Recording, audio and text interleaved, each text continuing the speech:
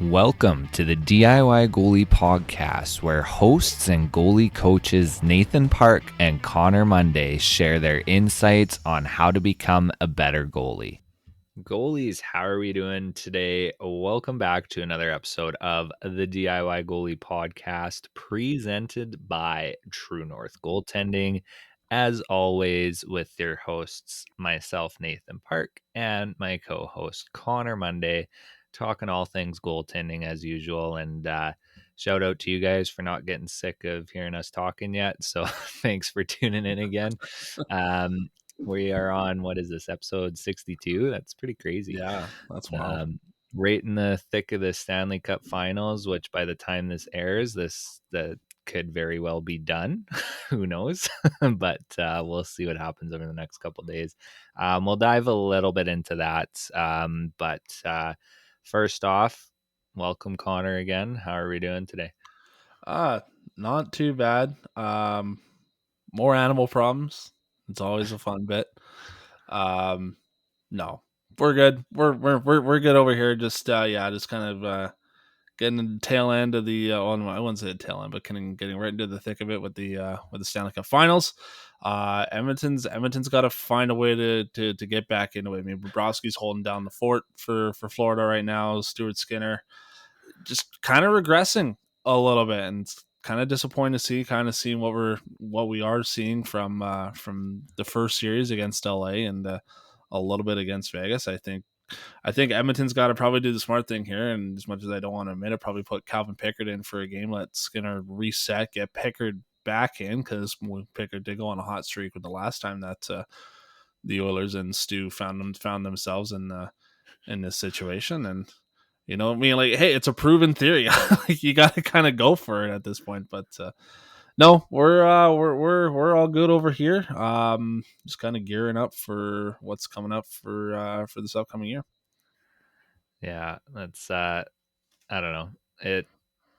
It really shows why Bob's worth what he's getting paid in the last couple playoff runs. So he had a bit of a rough start in Florida, but definitely holding down the fort.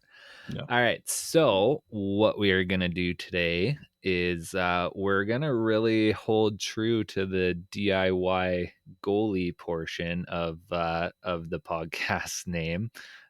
So we are going to talk about developing your own personal development plan and kind of how you can go about doing that.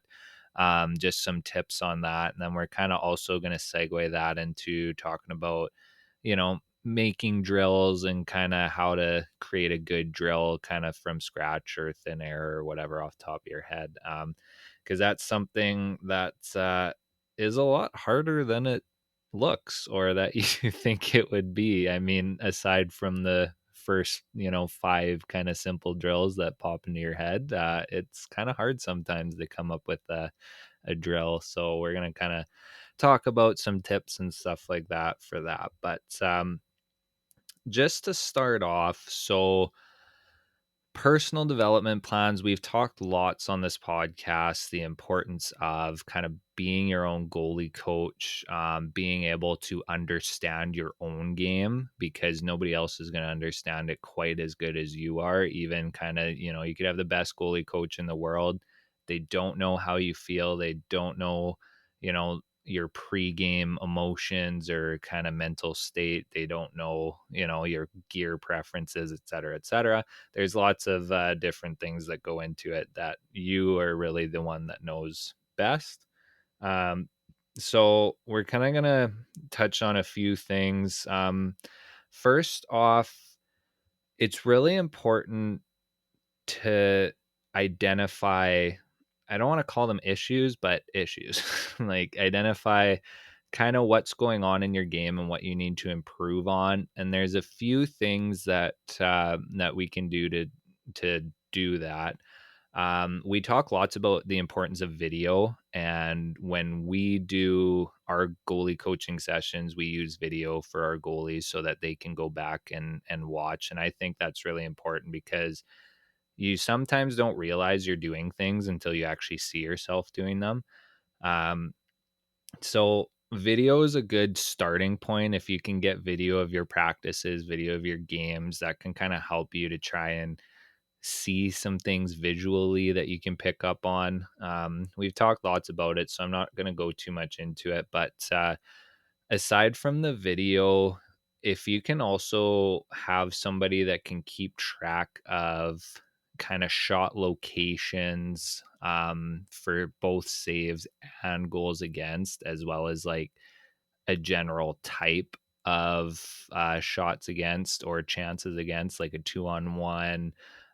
If you're giving up a lot of 2-on-1 goals, or if you're giving up a lot of, cross ice passes on power plays, or just in zone, or maybe the low to high pass or in tight around the post, whatever the case is, if you can either use video or if you can have somebody keeping track of shot locations and goals against and what kind of situations those came in, um, it helps you to identify patterns, and it helps you to identify kind of common breakdowns that really start to give you some guidance as to what you can do to improve on, and kind of that starting point. Because I think the saying goes something like, what's measured, uh, I can't even remember how it goes. Basically, like what's measured gets fixed, but it sounds better than that. But I can't remember the saying. But you can't really,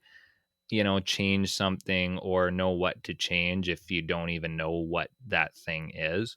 So the starting point when it comes to developing a personal plan is to try and figure out those patterns and figure out kind of a little bit what your strengths and what your weaknesses are. So video, somebody keeping track of that, or just watching, like if you have a goalie coach then come watch you and kind of look at those things, whatever the case is. That's that I think is kind of the number one most important starting point.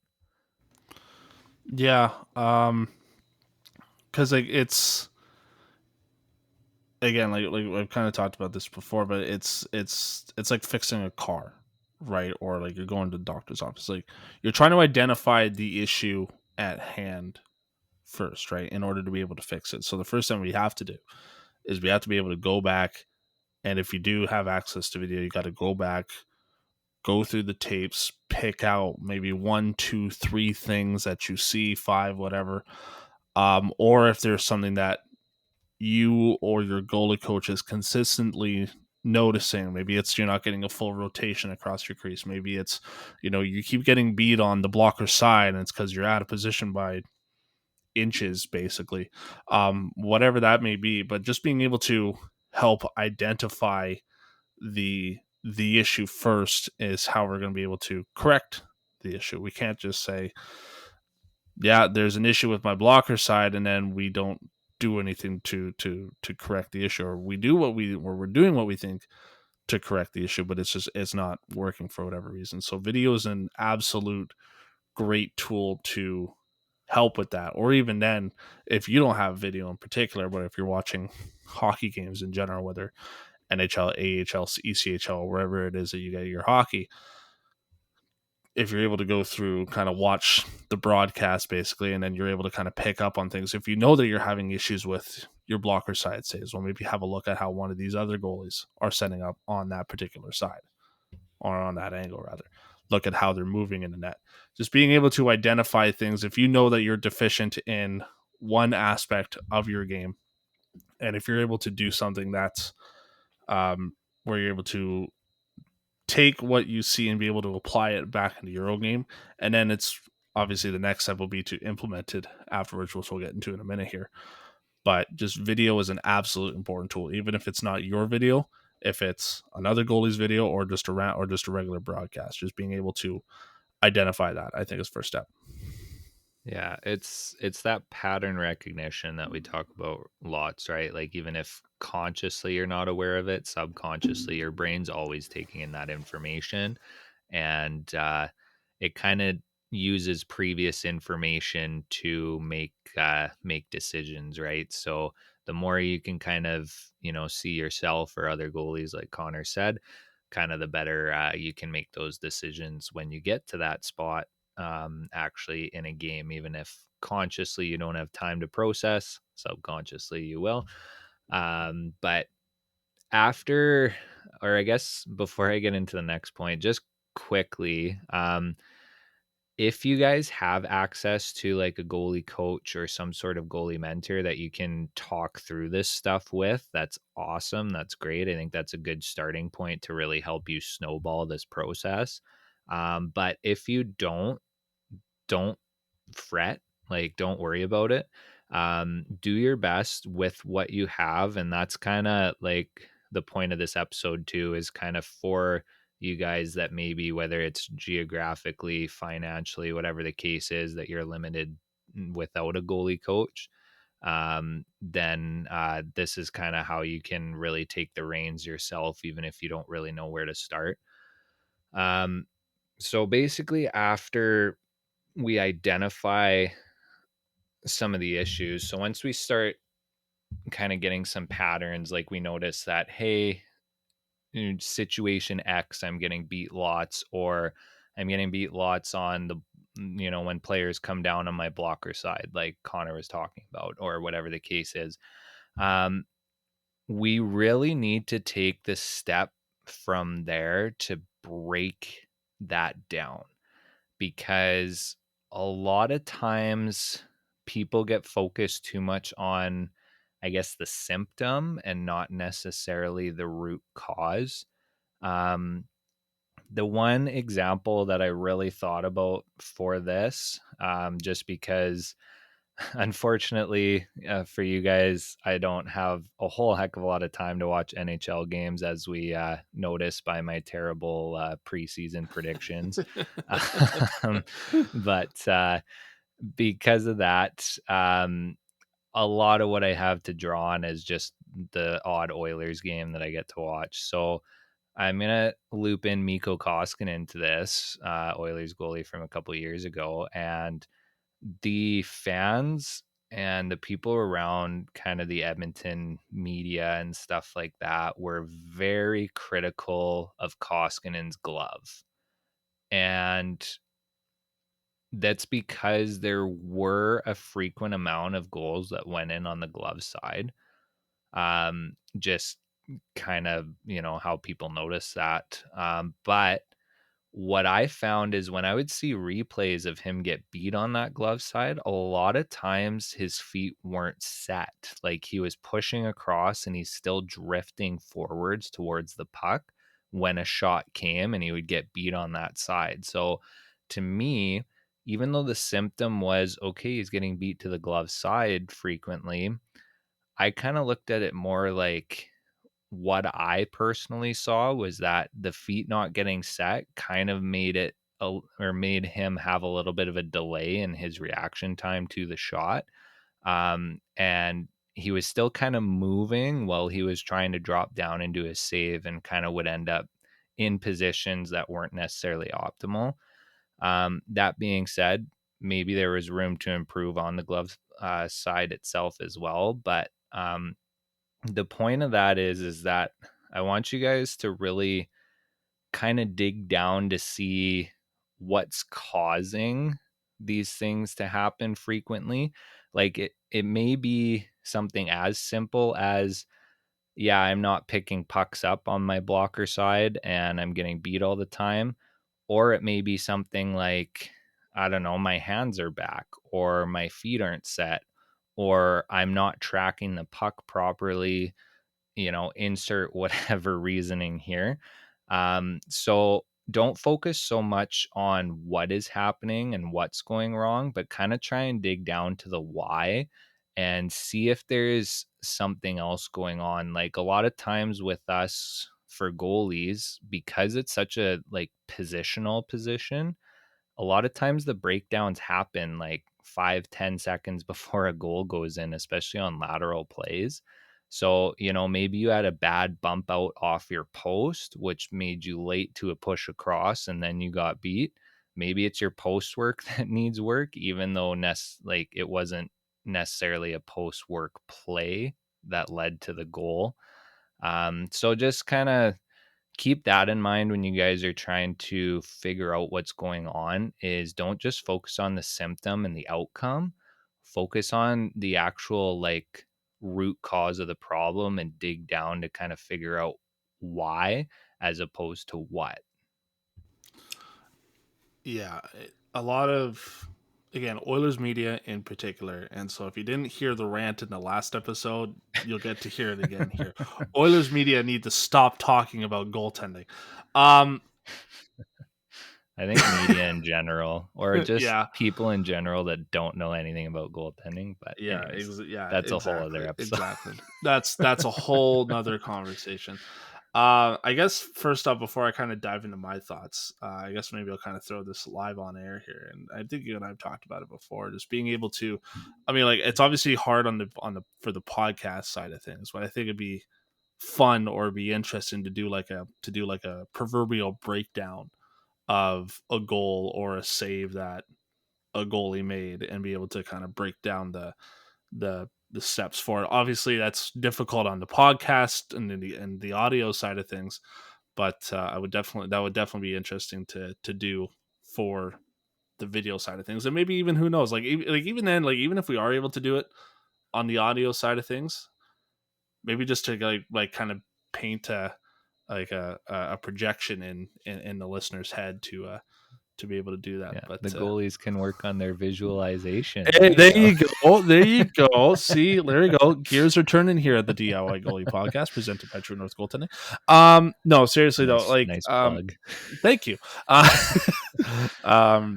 yeah, I mean, like Mikko Koskinen definitely was heavily criticized about that. I would say Cam Talbot again here in Edmonton as well, particularly on that glove side in the kind of the latter stages of his career with the Oilers.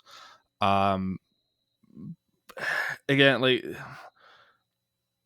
I think what people in general don't understand is that a goal goes in because, like Nathan had said, like there was something that happened between step 1 through 10 that it didn't that what caused the goal to go in, right? So maybe something happened at step 1, maybe something happened at step 5, maybe something happened at step 10 that ended up, or that kind of caused us to break down in order for that goal to go in the most simplest way that I can put it, and for our goaltenders listening, um, we work on drills. Doesn't matter who you're working for or who you're working with, rather. We work on these drills where um, causes for rotation. We want to make sure that we get low on our stance to get that good push across.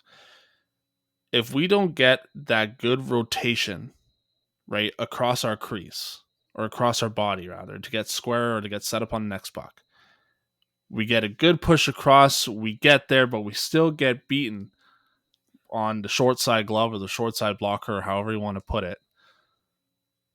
There was something that was called a delay in our movement. So whether it be a delay in our rotation, a delay in our save execution and our tracking, there was something where there was extra milliseconds being taken up that shouldn't have been taken up, that caused the goal to go in.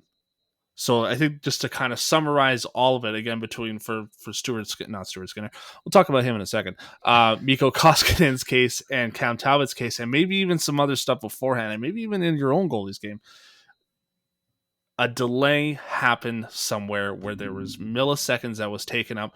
Maybe it was something as simple as the goalie pulled back off the shot because he got scared of the puck for a second, and now he's trying to react accordingly. Well, by that time, he's already chasing the puck going in the back of the net, right?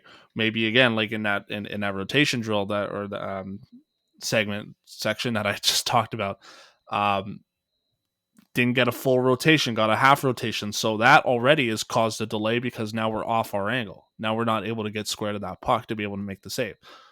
Ends up causing the net to open up. We end up going in. Maybe we didn't get a good push. Maybe it's this, maybe it's that. But the point being is that there was a delay caused in our movement.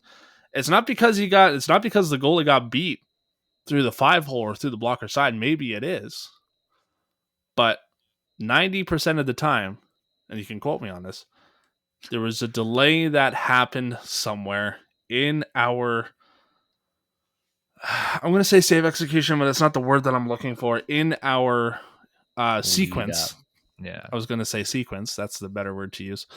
There was a delay that happened in our sequence that ended up eating milliseconds away from our time that we needed to make the save, and now we're behind the eight ball, basically, right? So, um, I know there was a bunch. I know that was just a bunch of words strung together, but like it was again the point being is that we don't want to create a delay in our game that's going to take away milliseconds from us to be able to make that save. So I think that's something that hockey fans, but more specifically, I think goalie coaches, goalie parents, and goalies in general need to pay more attention to is what was the X factor that caused that goal to go in. Yeah. And that's just it, right? Like when there's patterns developing, that means that there's, you know, something that's not clicking the way it should, right? Like, and that's the other thing that you guys have to be careful with too, is even though there might be different shots or different locations of the shots that are going in or different situations, it might still be the exact same root cause, right? Like, just as an example, Connor talked about rotations. Well, you could be getting scored on a 2-on-1 as well as a power play because your rotations are poor, right? Even though they're two completely different situations, the same root cause is causing those goals to go in, right? Because if you don't get a good rotation before you get a good push across, you're going to push flat. You're not going to cover the angle as well. And a lot of times it ends up in a goal. So that's another thing to look for too. Like, yes, we want to identify as best we can, like situations that are going in and shot types that are going in and locations. But sometimes in different locations, situations, whatever the case is, it's still the same root cause. So that's another thing to look out for, too, right? Is as best you can break things down to the root cause, and then when you do that, see if there's a pattern on the root cause as well, not just the actual goal itself going in. I do Yeah. just want to say, and I think it should just be important to note, we don't want to get too caught up in Yeah. the what was the X factor, right? Because it could honestly be something as stupidly simple as your glove hand sucks. Could be something as stupidly simple as your blocker hand sucks, or your legs are still spread apart when you drop down the butterfly. It could just be something as simple as your stationary save. If it's a point blank shot and you get beat wherever, and if it's on a consistent thing, then you probably are not good at that specific thing. Even if it's something as simple as making a blocker save in front of you.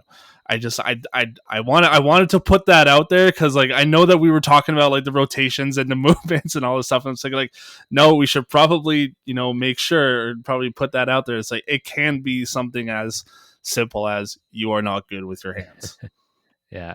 Well, going back to your car analogy, it's like knock off the easiest, cheapest issue first, and Yeah, exactly. then Yeah, work your exactly right. way Yeah. down from It, there. yeah, But could be something as absolutely could be something as simple as your spark plugs need to be replaced, right? Like yeah. that's an easy fix. You can do it Um, yourself.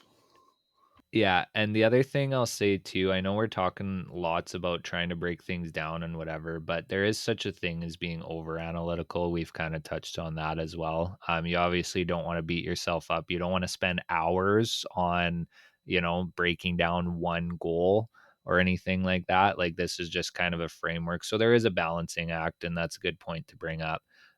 Is that yes, we want to be analytical of our game and try and figure these things out, but there is a fine line where it is too much. So yeah, just be aware of that. And the other thing too is you guys have to remember players are skilled too. Players have, development too. Like, sometimes they just make a good play or sometimes you just get beat, or there's four guys in front of you and you can't see and the puck goes in, and it is what it is. Like, we don't have to necessarily be too critical on everything, because there is such a thing as the other team making a good play. But that being said, if you want to try and improve your game, take your game to the next step, and you're trying to do it yourself, just trying to identify these patterns and kind of finding a couple consistent root causes helps you at least figure out, okay, this is causing me issues consistently. I can work on this. Now I have something to build around, which is kind of the next step in this process, is now taking that information that we've boiled down and being like, okay, now how do I fix this? Or how can I work towards getting better at this? Right. And that's when like researching can come in handy. Like if you don't have access to a local goalie coach, being able to go online and kind of search through, Coach Wops or Jamie Phillips, or, hopefully I can figure out a way to do this more full time, anyways, and get more content out on our stuff. But find kind of some trusted, like good sources of information, because there are some out there that aren't the greatest. There's still something, but um, if you can really find, the kind of tried and true names that are proven to be good in sources of information that are quality with goaltending, you can kind of try and find, tips and tricks for whatever it is that you need to work on. You can find drills, you can find all of this stuff. And then you can kind of start to plan, I guess, your development program around that. Um, and the other thing too, we'll dive into this. I'm gonna crush Connor's dreams a little bit with Stu Skinner here, but I can't wait the for other this. the other thing too is making sure that when you develop your development plan, I need to find a better word than develop, but when you create your development plan, um, try to build it so you're working around your strengths. Yes, we want to work on the stuff that we found as, weaknesses in the previous steps, but you also want to build your game around your strengths. And this is where my example of Stu Skinner comes into play. So we are fresh off, like last night was the 6-1 loss the Oilers had to Florida.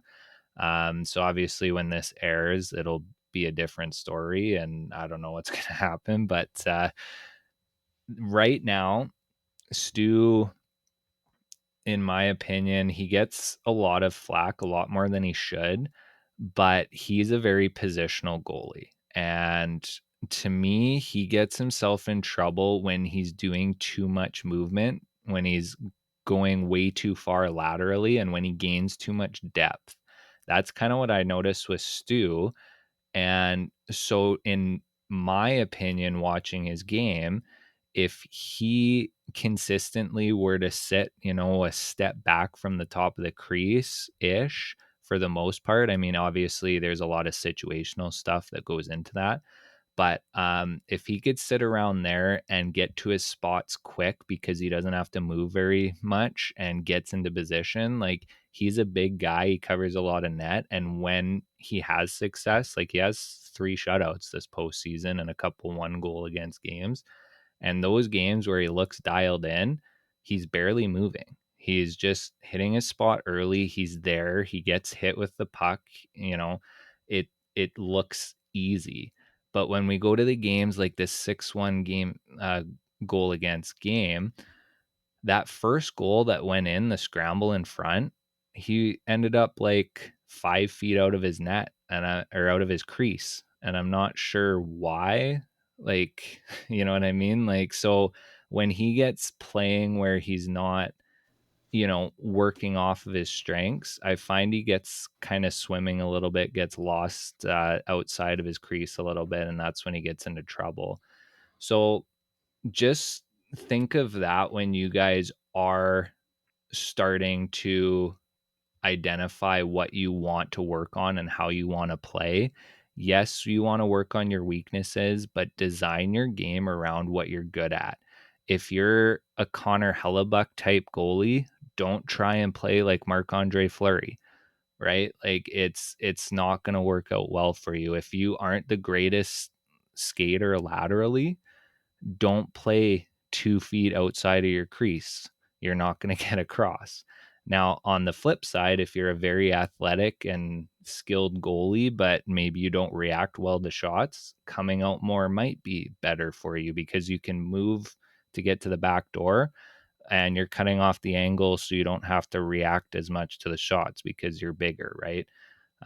So those are just kind of, quick, easy examples. But once you kind of identify what's going on, like the root cause of your issues, see how you can build that into your strengths, right? Like, how can we play so that we don't expose ourselves to those weaknesses nearly as much? And that's kind of going to be something that's going to help lots with your personal game as well.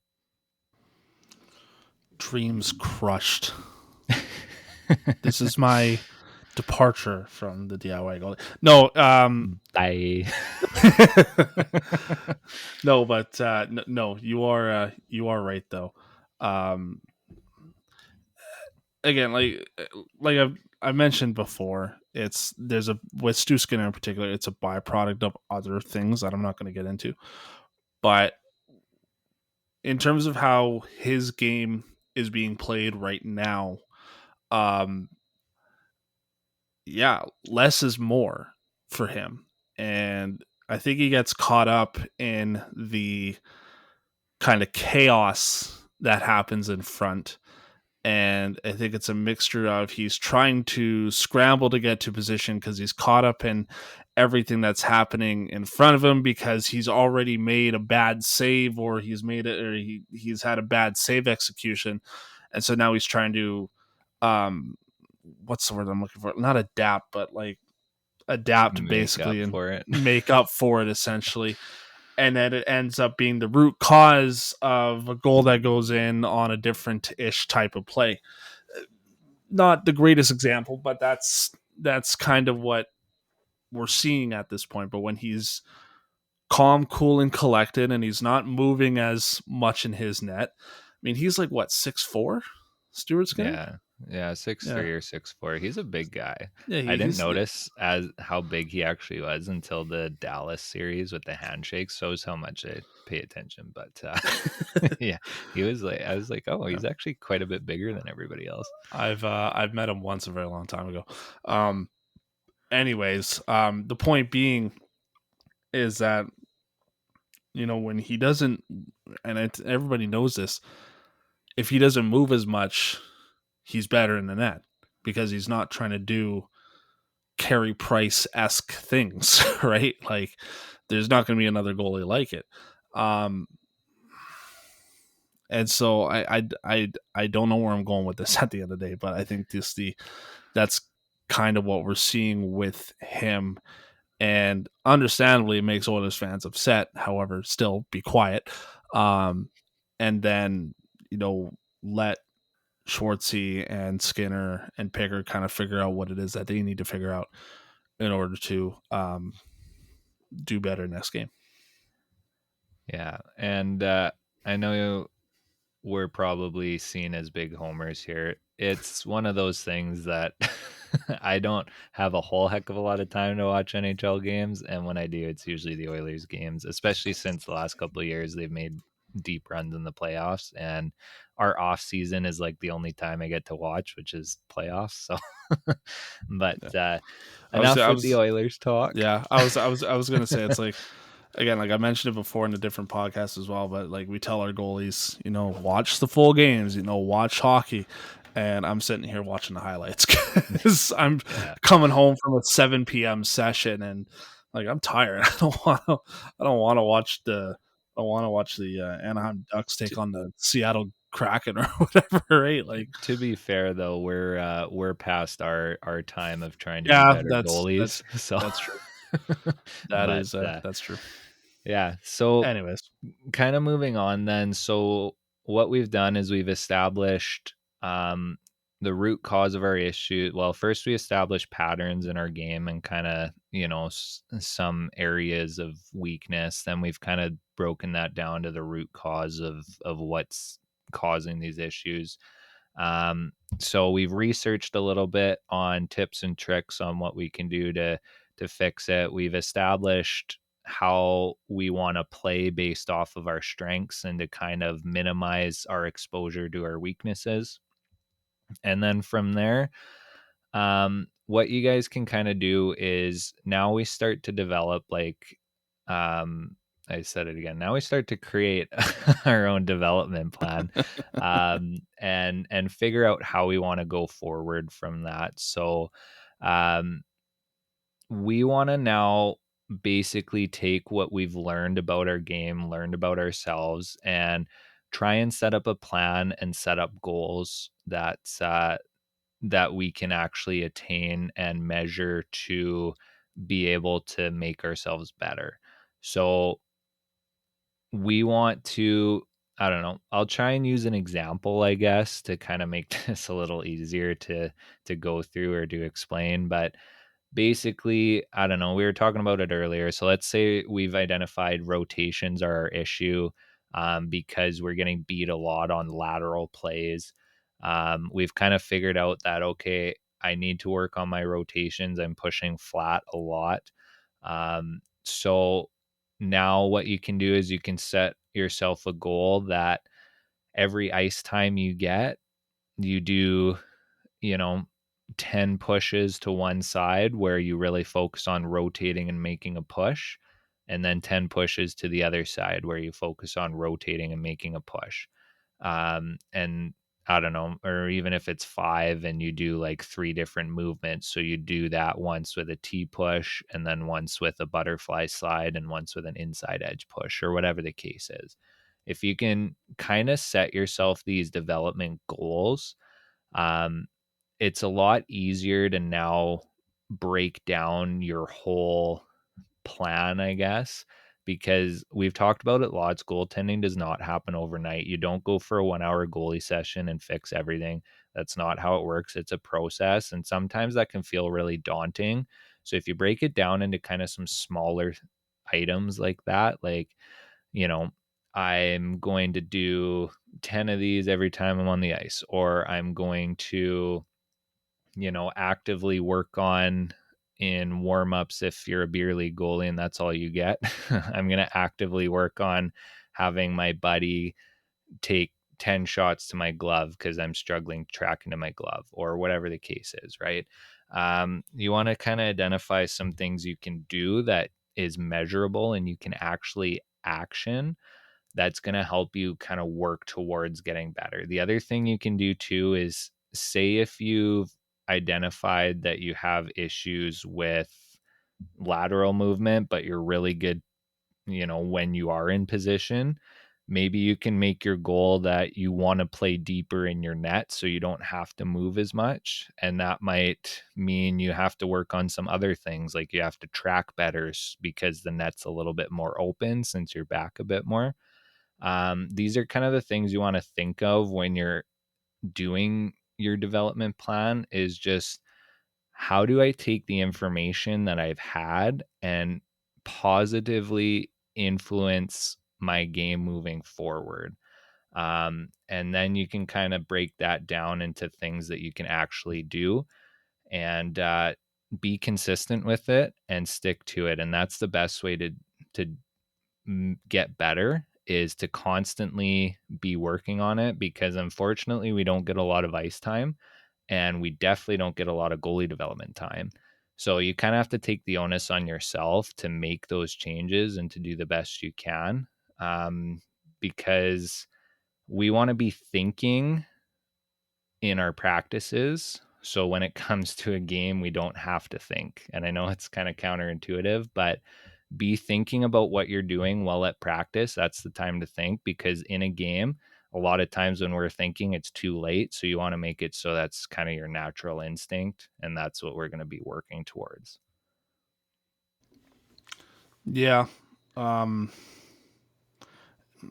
Again, like I've talked about it with so many goalies. It's like practice time is invaluable for goalies Yeah. because of the limited amount of ice time and such. And so, like when I was working with my goalies, especially when I was coaching juniors, there was a method to the madness. Now, that method in particular was, okay, well, we have these two teams coming up this weekend. Here's what we need to do to take care of that.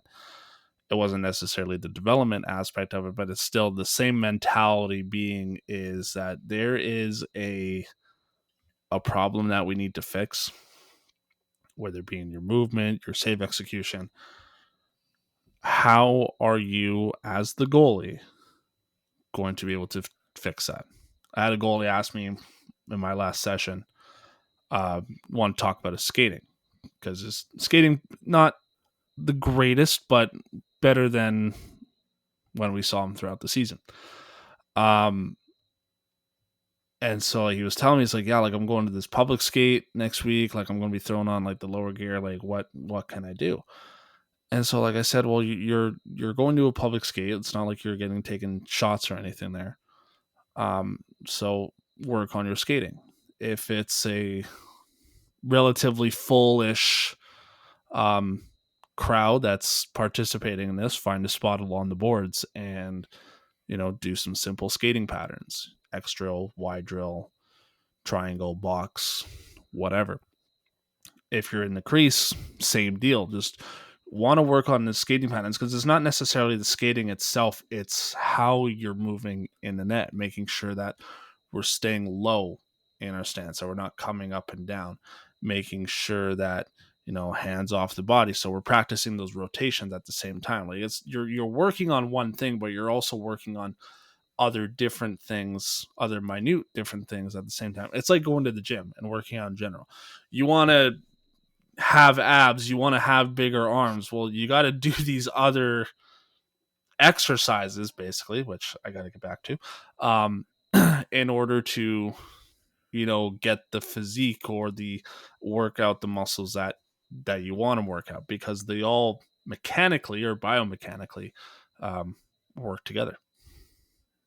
Yeah, just a caveat too, if you are out for public skates and it is super crowded, you have your gear on and you can't find a little section of ice, even if you do the laps, but you C cut forwards or backwards, Mm-hmm. or you shuffle with the laps, or you do T pushes with the laps, if you're just going like kind of in that direction, that's kind of a way that you can do that without really getting too much in the way as well.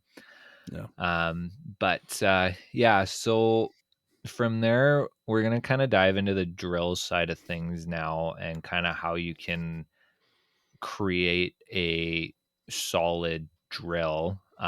So kind of killing two birds with one stone here. But after you've figured out what it is that you want, like your goals are and what you want to do, as best you can, if you can create drills to give yourself a chance to work on these things, that's that's going to be super helpful. You can find drills online for sure, and I'll link up our drills page too that we have. We have a few.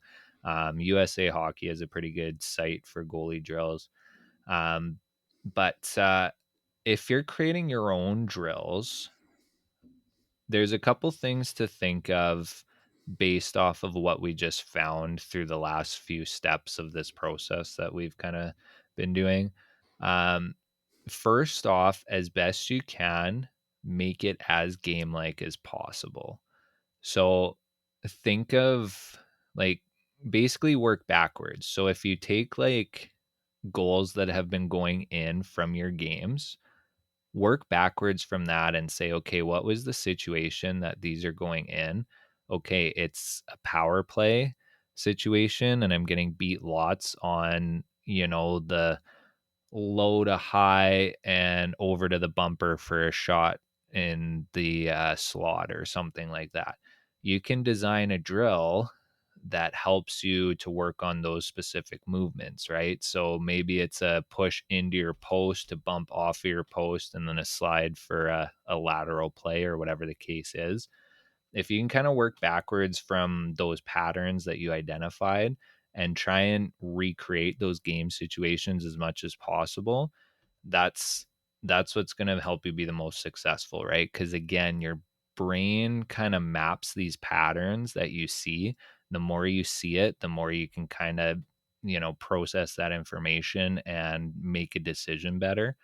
So I know it's tough with drills. Like that's something we struggle with as goalie coaches, to try and make these drills as game like as possible, because there's so many variables in a game that it's just impossible to recreate.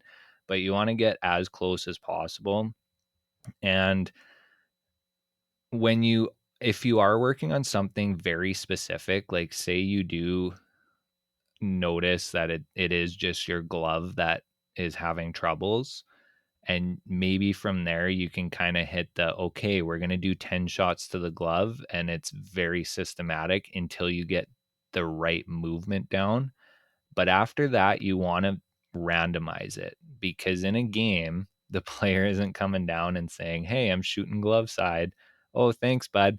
Right. So That'd be so much easier. That'd that be would so be. nice. I mean, sometimes they do. Who was it that pointed in the All-Star game with like way back when they pointed top corner? Was it Solani or Oh Korea? Or I could be way off no, base there. that sounds like a Solani Yeah, type I don't know. thing. Anyways, that'd be nice. But yeah, so when you guys are creating drills, make it game like, make it random, unless there's a very specific thing you're working on, and incorporate as much skating as you can before a shot, because 99 times out of 100, maybe even more than that, there's some sort of movement before a shot, right? Like it very seldom do we just kind of set up and then they walk into the zone and take a shot. Like there's always movement before a shot comes, so incorporate movement before your shots.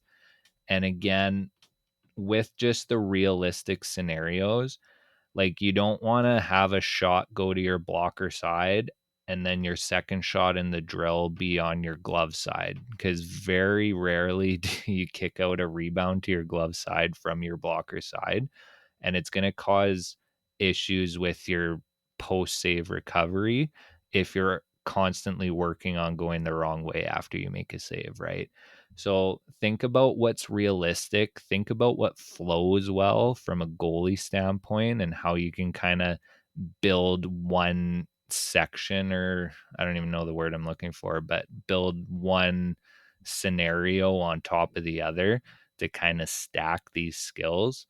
And that's kind of what really makes a good quality drill, is being able to put multiple skills together and making it as game like as possible, so that you can work on 2 to 3 things that you maybe are struggling with. Or even if you don't struggle with whatever it is and you're good at it, it's always good to keep refining that. But yeah, movements before shots, game like, randomize it as much as you can, and just have that natural flow and kind of progression throughout the drill. So okay, so I guess I have a question because and part of it is because there's a connection problem. Um, when you say like what do you mean when you say randomize it? Because I don't know if I necessarily agree with that if it's what I'm thinking. It so it's situational, but basically, like I said, we want to create a game situation as best as we can. So, right, like I think one of the problems, and this is something that I've kind of evolved as I've gone as a goalie coach, and I'm trying to also continue to evolve, but having less of, I, I don't know, less structure, I guess, for lack of a better way to put it, just because a game is so unstructured. Like instead of being like, okay, we're going to hit this spot, then we're going to hit this spot, and then you're going to get your shot in this spot, and then you're going to push to this spot and get another shot in this spot kind of thing. Okay. Like there's a time and a place for that for sure, but in my opinion, as best as you can, especially if there's movement involved with where your breakdowns are happening, or your situational awareness isn't the greatest, if you can add options. So like if you have two shooters or two coaches, if you can have a shot or pass options, so it's random. You have to process that information. Okay. Or if you're pushing through two or three movements and then the shot itself is random, it's not just always blocker. Like that's kind of what I'm talking about. So like I said, there's certain times and places where it's like, okay, we're shooting blocker, let's work on blocker, whatever, let's warm up. But I think it's a bit of a disservice if the goalies are constantly getting that, because they get to a game and they're a little lost because nobody's telling them what to do. You know what I mean? Okay. All right. Hopefully that Okay. kind of made sense. Yeah. No. It does. Yeah. I think I know because like I guess like the way that I was thinking about it was that like you have like your initial shot or maybe kind of even then it's like you're doing all these patterns and then you don't know where that shot's coming from. So the way that I look at it, and this is kind of maybe where I disagree with you, is like kind of I am a little more structured.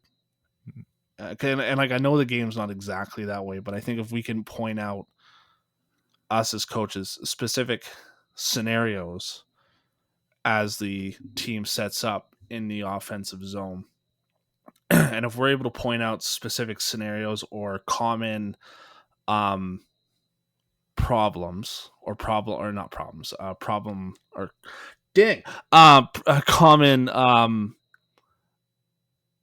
scenarios Situations. situations, Yeah. thank you, um then we're able to do something to be able to work on that so that then the goalie is prepared for that situation. And I'm not saying specifically like if you have a shot from the blue line, it's going to go to your blocker. Like that's not specifically what I'm saying. But I'm saying like, hey, here's the situation that we have set up. We have a guy on the half wall. We have a guy in the middle. We have a guy on the top of the circle. You know, here's what. So here's the skating pattern that we're going to do. So it simulates a pass around the horn or whatever, and then the shot's going to end up from the top of the circle. So you need to make sure that you hit your mark at that specific spot. You know, Yeah. I'm not telling you where I'm shooting. I'm telling you where I'm shooting from because that's kind of what the drill's looking like here. But I'm not telling you I'm shooting for your blocker or for your chest or for far side post or whatever. It's just for me, it's just here's the sequence. Again, this is probably where more so the junior coaching is coming from. Um, here's the sequence of events that we're looking at here because this is a common play with especially if it's like something that your team's on the penalty kill, and so they're working the puck around the horn and they're trying to get it to the guy at top of the blue line. So you want to make sure that you hit that mark, and when that shot comes, that shot's like it's going to happen randomly. It's that shot's going to hit wherever it's going to hit, but we need to make sure that we're giving ourselves an opportunity to get into that spot in order to make that save. So we have to be able to read and react as best as we can. Yeah, and that's the thing. Like, especially if there's only one coach, like it's tough to, again, like really make things game like, and regardless of what we're doing, it's hard to make things 100% game. Well, it's impossible to make things 100% game like. But Yeah. so yeah, so there's always going to be some structure to it. I guess more what I'm saying is just that I think the less structure you can have while still accomplishing the goal of the drill is better. Like, so if you have an option where there's a shooter that can shoot, but they also have a pass option, so Okay. it keeps you Yeah. on the Yeah. toes Yeah. or whatever the case is. Yeah, like I'm not saying like, hey Connor, let's go out and you just push how you feel like it, just randomly, and then come to me and take a shot. We'll see what happens, or like, you know, stuff like that. But yeah, I think as much as possible, if we can just keep goalies on their toes. So if you guys are trying to develop, you know, drills for yourselves or trying to work on whatever it is that you identified you need to work on, you still want to create as much of a game like situation as possible and throw in as many variables that is reasonable for the drill and still accomplishes the goal. So again, we don't want to be flying left and right with 16 different passes and doing whatever, uh, Yeah. you know, but there's still going to be some structure, but it's just the less structure we can have while still accomplishing what we want to, I think, is kind of the main goal and what makes a good drill, in my opinion, I guess, if that makes sense. Yeah, yeah, I get it, but I think So I don't know for because when you say it's a like X1 has the ability to either shoot or make the pass, there still is some structure yeah. to that, Yeah, right? and that's So what I'm saying. You're never going to get rid of that structure, right? yeah, And there's a I time just and a place to be specific about it too, where it's like, hey, we're shooting glove. But yeah, and I'm not and like I'm not trying to say either. It's like we're trying to like develop goalie school goalies because I know that term gets thrown around a cookie lot. cutter. Cookie cutter goalies. Yeah. That's not what we're saying. Because like when I'm developing a practice plan, and I'm going to pull back the curtain a little bit, is that like when I'm developing a practice plan, like I have a session coming up this Wednesday, as of recording Tomorrow. this tomorrow. Um, this past session that I did with this goalie was kind of a reintroduction to goaltending because I haven't seen him in a month or so, maybe a little bit longer. And so it was like a reintroduction to goaltending at that point. And then tomorrow is probably going to be working more on box control and kind of stuff like that and be able and reading that. Um, but like there's still like I'm still coming in with a game plan per se. And so here's the ideology that I'm coming in with essentially. And so um that's kind of what I'm saying is that like I'm not saying like, hey, well here's these structured drills to understand how to move in your net or how understand how much net to take up sort of thing. It's like no, here are the drills that I think are going to best suit this goaltender for this specific attribute Situation. situation that I'm trying to teach them, and we'll continue to work on it from there. Like it's we're not developing goalie school goalies or cookie cutter goaltenders here. It's all going to be different, and everybody's going to interpret the way that they're going to interpret it. But still, there's got to be like a little bit of a standard operating procedure, if you will, in terms of how it goes. Yeah, I think we're saying the same thing, just in Yeah, different ways. sure, And fair enough. get Shout out Brad getting in. McDonald, Nathan. I hate you. Yeah, yeah. There you go. It's been a while since we've done It's that. been. I was gonna Yeah, say like it's been a little bit since we shouted out Brown. I still feel like a jerk for calling him yeah, out at that one episode. yeah. It's all good. I think he's forgiven you. I think he Um, has. yeah. Well, anyways, that I guess the end of our rants and rambles. We kind of got off the rails at the end there, but Yeah. just kind of in general to wrap up. If we or if you guys really want to take control of your own game, I think being aware of your shortfalls as well as your strengths, because that's another thing maybe we should touch on quick, is just when you are identifying patterns of like weaknesses, also try and identify patterns of strengths. Like try and say, like, if you are breaking your game down and you do have the video or anything like that, just being like, you know what, I do a really good job on, you know, staying in the overlap on dead angle shots, or I do a really good job on, you know, putting pucks where I want them to go when I can see the shot coming in, or whatever the case is. That's, I Mhm. think, an important part too. So to start off, if you guys can figure out what you're good at, where your shortfalls are, that was a hard sentence to say. um, I'm and then keeping you this in when can I'm editing this. Oh, perfect. That's good. I'm human too. It's all good. um, but No and then if cookie you can cutter. kind of find, yeah, cookie cutters, the root Sorry. cause from there, and not necessarily get focused on the outcome or the symptom or whatever you want to call it, and then from there just start to build around your strengths, start to try and put yourself in less situations where you'll be exposed to your weaknesses. And yeah, we still want to work on trying to get those better, but if you guys know what's going on, it's a lot easier to try and plan to fix it, or make a plan to fix it. And then again, just set yourself some goals, consistently work towards it, break it down into small chunks. It's not going to happen overnight. And just try and find yourself, a way that works for you to be able to consistently work on what you need to work on, because consistency is the key. Like, that's the problem with a lot of the goalies we see, is we see them for an hour, then they go to their team practice where they get, 1-on-0, 2-on-0, 3-on-0 flow drills for, an hour, and then they develop a bunch of bad habits, and then we see them for an hour 3 weeks later and just have to undo all the stuff that they built up again. So if you can be consistent, that's going to make a big difference. And just keep going and do your best, guys. It's a tough road. It's a tough position. It's going to take a while to establish good habits and to break bad habits. Don't get discouraged. Stick with it. Be consistent, and you guys will do fine. Can we pause just for a brief second? Yeah. I know we're towards the end with this.